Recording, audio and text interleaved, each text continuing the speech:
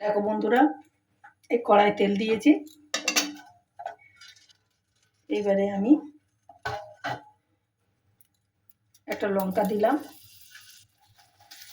তেজপাতা টুকরো দিলাম, কটা গরম মশলা দিলাম আর মরিচ দিলাম তেলের উপরে দিয়ে এই যে পেঁয়াজটা দিয়ে দিলাম।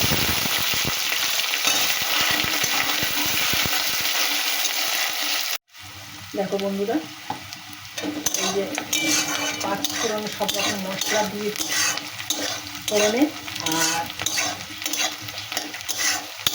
দেখো পেঁয়াজ ভাজা চলছে। এর মধ্যে আমি হলুদ দিলাম,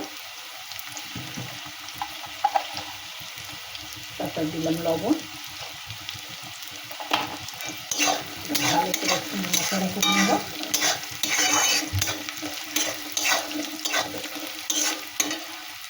তারপরে এর মধ্যে দেবো আদা রসুন শুকনো লঙ্কা আর ধনে ভিজিয়ে রেখেছিলাম, সেটা দিয়ে দিলাম।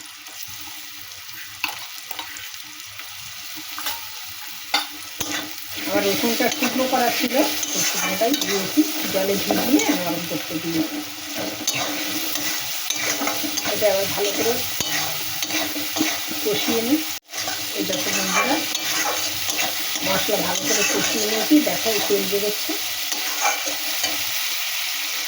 এখানে এই আলুটা সিদ্ধ করে নিয়েছি, সেই সিদ্ধ আলুটা দিয়ে দিলাম। অল্প একটু সিদ্ধ করে নিয়েছি, একদম খুব পুরো সিদ্ধ করে অল্প সিদ্ধ করে নিয়েছি। এবার ভালো করে এটা নাড়াচাড়া করে নেব। এর মধ্যে মটরশুঁটিগুলো দিয়ে দেবো। দেখো বন্ধুরা, এই যে এবারে আমি একটু চাল নগর দিয়ে দিলাম আর একটু পোস্ত একসঙ্গে করে বেটে নিয়ে একটু দিয়ে দিলাম।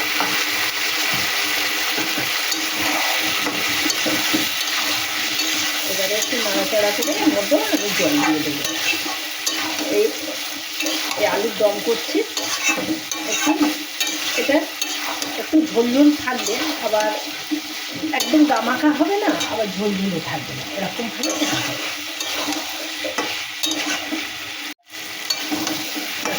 ভালো করে মশলার সঙ্গে কষিয়ে নিয়েছি আলুগুলো আর মটরশুঁটিটা। ওইবারে আমি এর মধ্যে জল দেবো, এর পরিমাণ মতন আমি জল দেবো।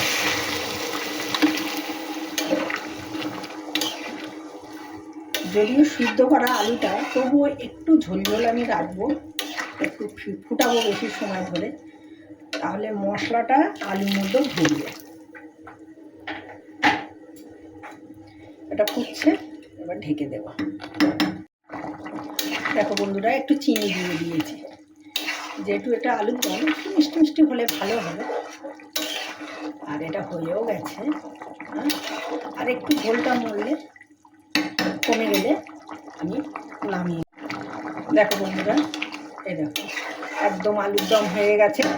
এইবারে আমি এই কাসুরি মেথি একটু রোস্ট করে নিয়েছি, সেটা দিয়ে দিলাম, দিয়ে এবার গ্যাসটা অফ করে দিলাম। এটা ঠান্ডা হয়ে গেলে ঝোলটা একদম প্রায় মাখা মাখা হয়ে যাবে, খুব ঝোল থাকবে না, এত ঝোল থাকবে না। এই দেখো বন্ধুরা,